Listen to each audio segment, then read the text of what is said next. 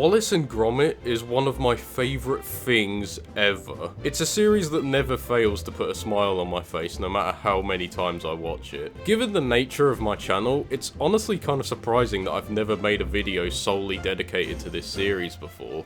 Well, a video that I can be proud of at least. So it's about time I remedy that by discussing everybody's favourite hunky bad boy, Victor Quartermaine, the villain of Wallace and Gromit's feature film, The Curse of the Were-Rabbit. The film begins with Wallace attempting to brainwash himself into no longer liking cheese due to his failure to comply with his new dietary requirements. This'll put an end to my cheese habit. Just watch. Cheese bad. Cheese bad. Say no to Wensleydale, Stilton, Cheddar, and pick up the phone, baby. Unfortunately, he's rudely interrupted by a phone call from Lady Tottington, who requests for Wallace and Gromit to come over immediately to deal with her rabbit infestation. Wallace is so excited by the opportunity, he ends his sentence like he's a superhero rushing off to his Batmobile. Just stay right where you are, your ladyship, and we'll be with you in an hour. In an hour? I can't wait an hour. 1 hour later. But why would someone be asking Wallace and Gromit to deal with any kind of rabbit problem? Well, it seems that after their previous business became wrapped up in a sheep rustling scandal, the boys have decided to put their window cleaning days behind them and pursue careers as pest control people. Unfortunately, as they arrive at Tottington Hall, they notice that one of their business competitors has already arrived on the scene. That competitor being the suave, sociopathic shooter, Victorious Quartermaine. Quartermaine's busy chatting up Campanula, but before he can reveal the true extent of his flirting abilities, disaster slaps him right in the head. Huh? But Victor isn't one to stand around and allow his dignity to be robbed so easily.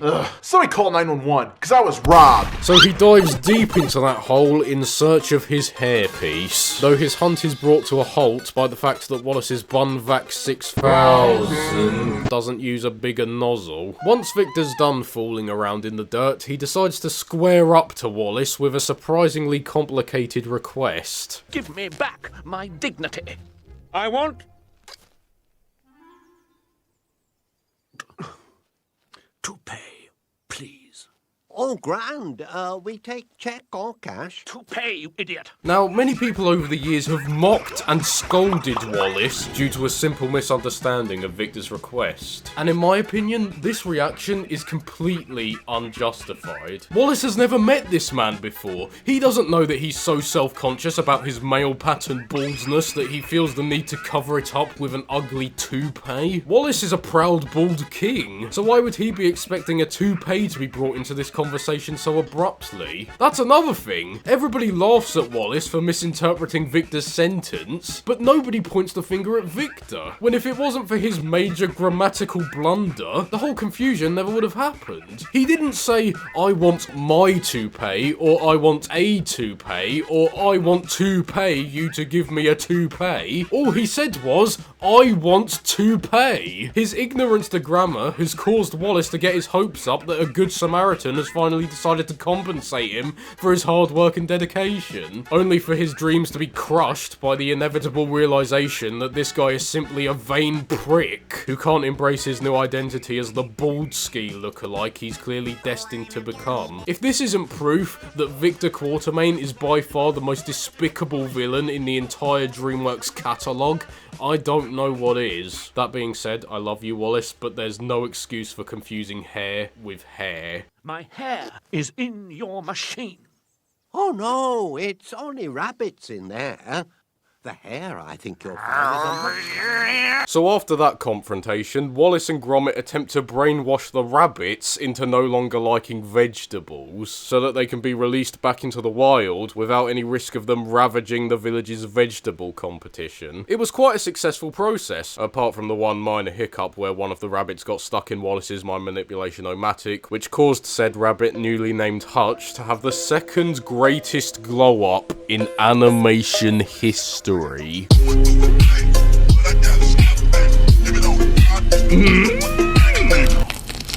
To get away from the stress of having created another Wallace, the boys decide to go for a pleasant evening drive. But the pleasantries are short-lived. As it turns out, the road forward has been sabotaged by Victoria 25% man, presumably still moulding that he got exposed for balding. He once again attempts to square up to Wallace, thinking that a good old-fashioned scrap will make Wallace forget that he has a toupee. But it seems that Wallace had other plans, as he uses about 0.1% of his power to fling man up into the air. At which point, we discover that there was another consequence to the mind manipulation-o-matic incident. What the Sigma?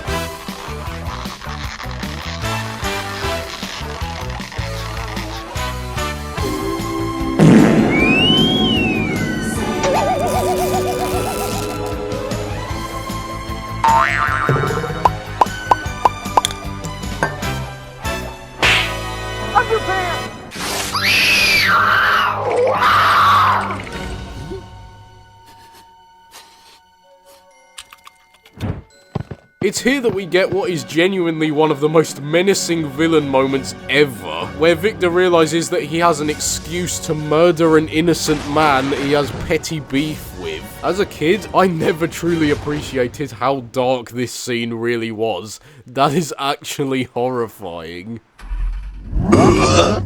Before commencing his plan, Victor seeks advice from the town's vicar, who looks after the great texts which chronicle how to knock out all of history's greatest monsters. Everything you need to know is in this book. Nun wrestling.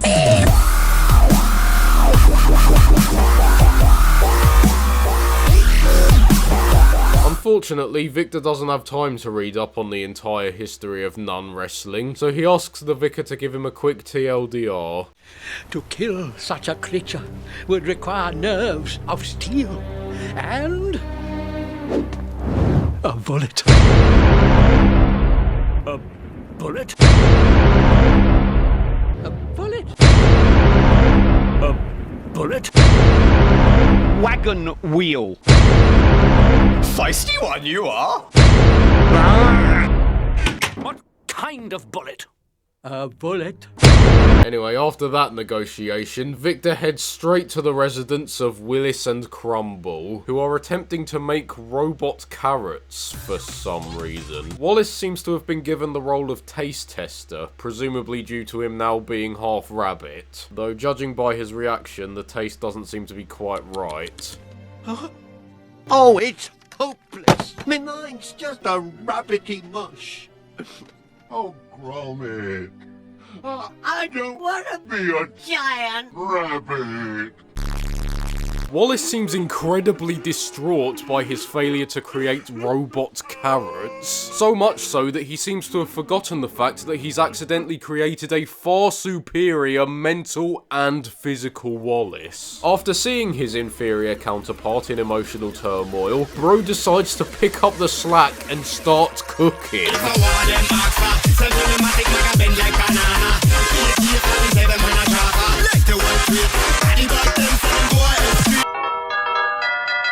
Oh, heck, I can't answer the door. Not like this. Who's at the door? Is that the guy with my pills? Not like this. It turns out to be a surprise visit from Lady Penelope, who's come to express disappointment in the fact that Wallace has clearly let her down in regards to the whole beast hunting operation. I cannot deny it was a difficult decision for me, because I've recently developed feelings for you. Feelings? Oh, well, never mind, eh? Ta-ra, then. This scene is really funny when you consider what it's like from Lady Tottington's perspective. Obviously, as the audience, we completely understand why Wallace is so desperate to end this conversation. But when you look at it from her point of view, she's just emotionally opened herself up, confessing that she had romantic feelings for a man who's completely betrayed her trust. And his response is just, yeah, it's a shame that, innit? Well, see you later anyway. Well, And now, we have finally made it to the best scene in the movie. It's in this moment that we bear witness to the greatest piece of animation to ever be displayed on the silver screen.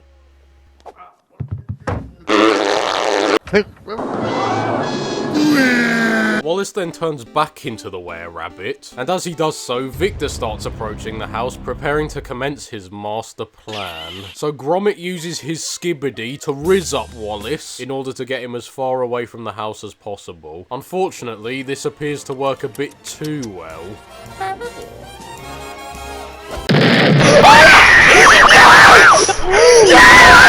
Victor then locks Gromit up in the doghouse for vanquishing the beast before he could. So the real Wallace decides to help his animal brother out by driving him to the vegetable competition so that he can enter his prized marrow. But in the process of this, it's revealed that the were-rabbit was alive this whole time. Victor attempts to subtly report this news to the authorities, but this doesn't go especially well. I don't want to cause any panic, but the beast isn't actually dead yet. What?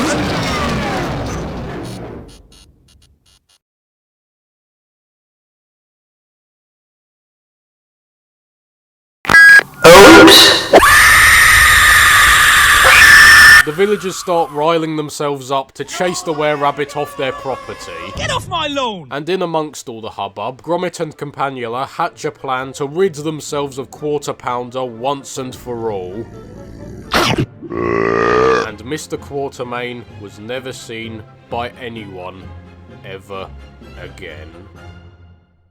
That is until 164 years later at the Great Battle of 2169 between Norman Price from Fireman Sam and Pingu's dad from Pingu. Yeah!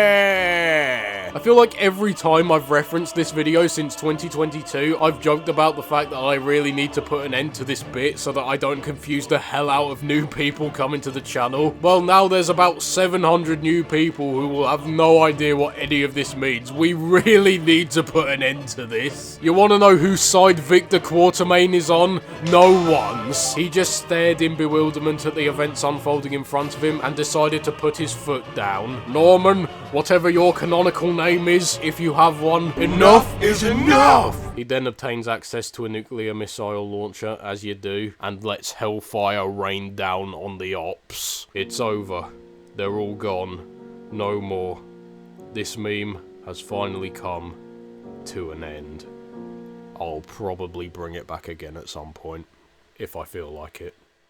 And that was the video. All joking aside though, I really do love this movie. Every single time I rewatch it, I always have an absolute blast. I'm hoping that by the time this video comes out, the new Wallace and Gromit film won't be out yet. I have to say, I've been skeptical for the longest time about the idea of them even making a new Wallace and Gromit film, simply because no one can ever truly replace Peter Sallis. But honestly, having now seen the trailer for the new film, not only has Ben Whitehead's Wallace voice come a long way from the Telltale games. I'm so glad you could be here with us today to try out my latest invention. But this film just looks awesome. The animation looks stunning as always. The plot seems fun and exciting. And although as a kid I was never that intimidated by Feathers McGraw as a villain, man, it takes a special kind of evil to ever want to frame someone as pure-hearted as Mr. Wallace. There's a special place in hell for you, scum. So you know what?